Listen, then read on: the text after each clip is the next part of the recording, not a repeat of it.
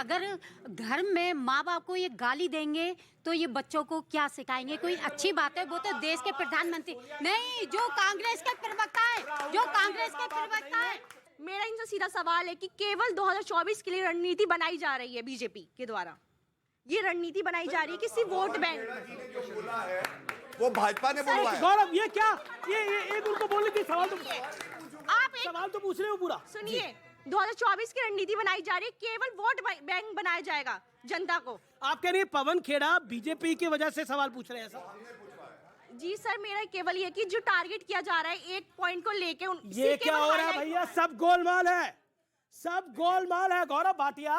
अभी तक तो कहा जाता था कि विदेशों में मोदी जी की चल रही है भाई, कोर्टों में चल रही है, इलेक्शन कमीशन में चल रही है। अब कहा जा रहा है, अब कह रहे हैं, अब कहा जा रहा है ना मीडिया में भी चल रही है, आप कह रहे हैं। लेकिन अब ये कहा जा रहा है कि पवन खेड़ा में भी मोदी जी की चल रही है। देखिए, राहुल गांधी ने कहा नरेंद्र मोदी जी को डंडे मारे जाएं, चौकीदार चोर है, हमने बुलवा दिया। खड़गे जी ने कहा 100 सर वाला रावण, हमने बुलवा दिया।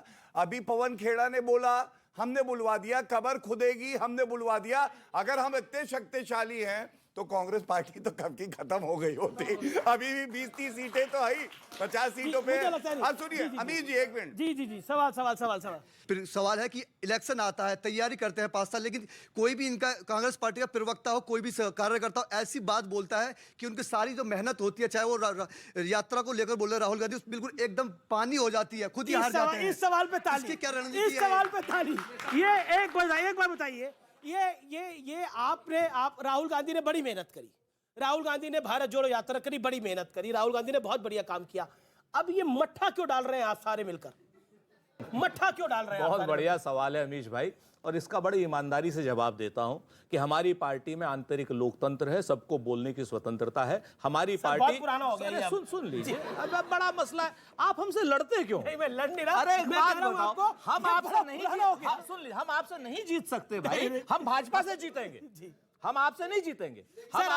हम आपको बहुत जिम्मेवारी से बताते हैं कि हमारी पार्टी में आंतरिक लोकतंत्र है। हमारी पार्टी नरेंद्र मोदी जी की तरीके से की पार्टी नहीं है कि जहां पर जो भी चीज पूछी जाए पीएमओ से या कहीं और से पूछ करके आई जाए। कभी कभी जबान भी फिसल जाती, कभी कभी मतांतर भी होता है, मतांतर भी हो जाता है। ये कहते हैं आंतरिक लोकतंत्र है, इसलिए ऐसा हो जाता है। नहीं, आंतरिक लोकतंत्र तो अपने वालों को गाली देंगे ना, आंतरिक लोकतंत्र का दूसरे को गाली दे रहे तो विपक्षी को गाली दे रहे, इसमें आंतरिक लोकतंत्र का आया? कहां छोड़ते हैं एक दूसरे को? ऐसा है नहीं, ये तो बात मानेंगे आप भी, आपस में भी कहां कांग्रेस एक दूसरे को छोड़ रहे हैं? देखिए, एक बात बड़ी साफ सी है अमीश जी, एक बात बड़ी साफ सी है। अभी कुछ बातें कही गई, जिसमें एक बात कही कि वो सद्दाम हुसैन वाली बात, सद्दाम हुसैन नहीं कहा जाना चाहिए था, ठीक है, लेकिन आप एक बात ये भी तो बताइए, साइमल्टेनियस मोदी को हिटलर कहना तो आप ताली बजाएंगे कि बहुत अच्छा कहा भाई, विपक्ष का यही तो काम है, गाली देना। जहां पर जिस लोकतांत्रिक व्यवस्था में ये मान लिया जाए कि विपक्ष का काम सिर्फ गाली देना है, वहां विपक्ष नहीं रहता। विपक्ष होना चाहिए, विरोधी नहीं होना चाहिए। विपक्ष होना चाहिए, विरोधी नहीं होना चाहिए। सवाल कई लोग सवाल खड़ा पूछे जा रहे हैं, आपके पास भी आऊंगा। आपका सवाल क्या है?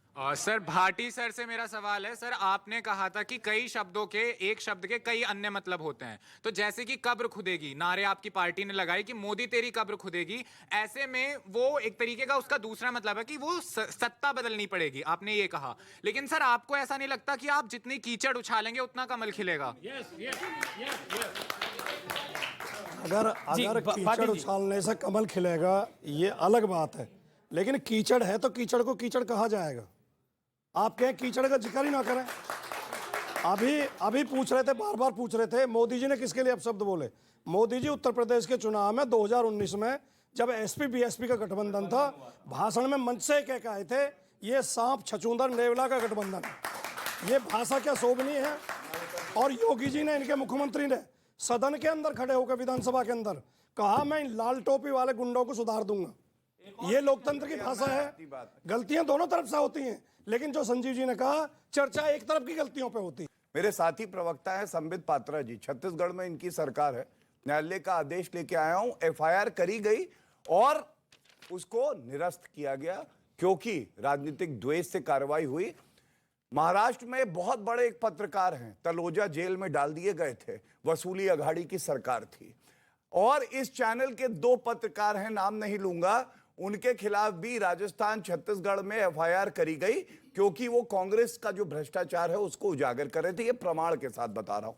दूसरी बात, अभी सपा के प्रवक्ता ने बताया कि किस तरह से 3 अर्थ होते हैं। मैं आपको एक आजम खान का बयान सुनाता हूं। नहीं सुनना जरूरी है, 10 सेकंड का ही है, ज्यादा नहीं लगेगा। ये सुनिए, जयप्रदा जी नेत्री हैं, उनके लिए क्या कहा था, ये लीजिए।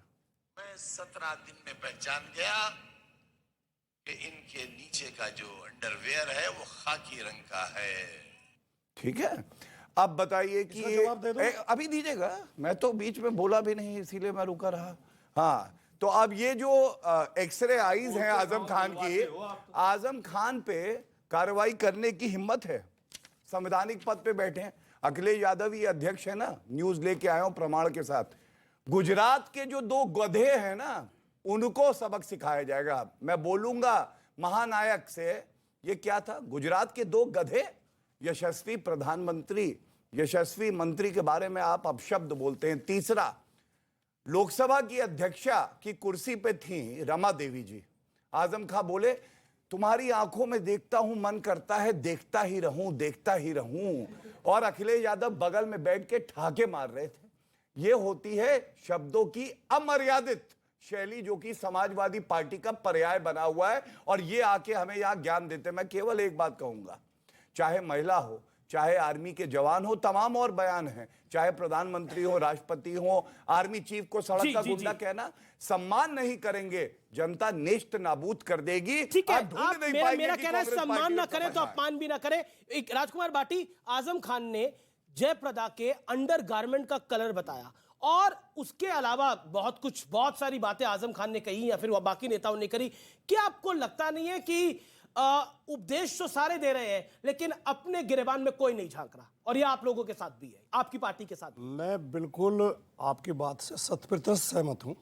सबको ही इस पर लगाम लगानी चाहिए। लेकिन जो बीजेपी के प्रवक्ता अभी बात कर रहे हैं, मैंने इनके 2 बयान सुनवाए, बजाय इसके ना ये कहते हैं कि नहीं ये बयान गलत थे और आगे से कोशिश करेंगे ना हो। आप अखिलेश ये यादव दूसरों की ये बोलिए गलत था, दूसरों की गधे अभी बोलिए, चलिए बोलिए। मैं पूछ रहा हूं कौन सा अर्थ था। आजम खान अंडरवेयर का कलर बता रहे थे, पूछिए।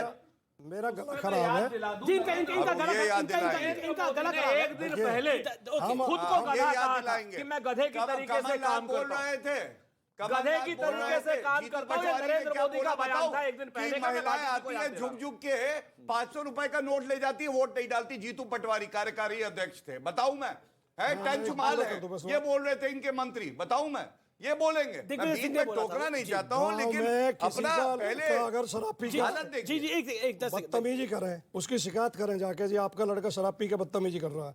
जो शरीफ आदमी होगा, अच्छा इंसान होगा, अपने लड़के को डांटेगा, गलती मानेगा, माफी मांगेगा। जो नालायक होगा वो कहेगा फला का भी पी रहा है, उसका भी पी रहा है। शराबी है कौन यहाँ पर? बदतमीजी कर रहा है। शराबी है कौन यहाँ पर? ये खड़े, ये शराबी है। ये आजम खान शराबी है। मैंने देखिए, आजम खान के लिए शराबी मत बोलिए। किसानों की जमीन जरूर हड़प लेते हैं, ये हमें पता है, जेल में हो क्या है ये जरूर पता है। जी। मैं ये बोलता